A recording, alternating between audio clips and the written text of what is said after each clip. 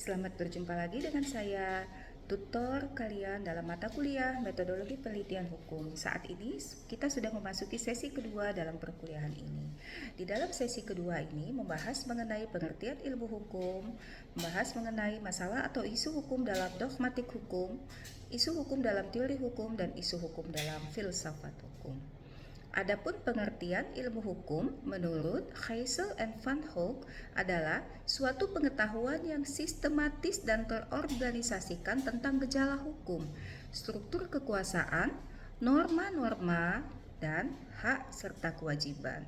Menurut Van Hoek, ada 3 lapisan dalam hukum, yaitu dogmatik hukum, teori hukum, dan filsafat hukum.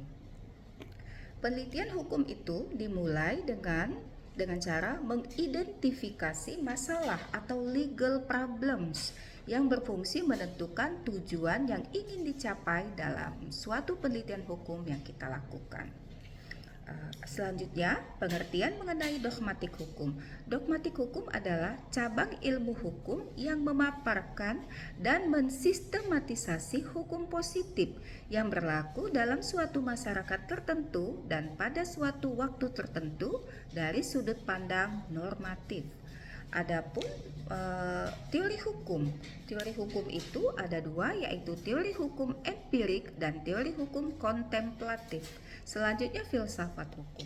Filsafat hukum itu adalah induk dari semua disiplin yuridis karena filsafat hukum membahas mengenai masalah yang paling fundamental yang timbul dalam hukum. Oke.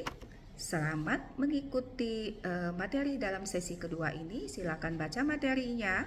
Kemudian jangan lupa untuk mengerjakan pertanyaan yang terdapat dalam diskusi 2. Kerjakan dengan baik sehingga mendapat hasil maksimal. Oke, terima kasih.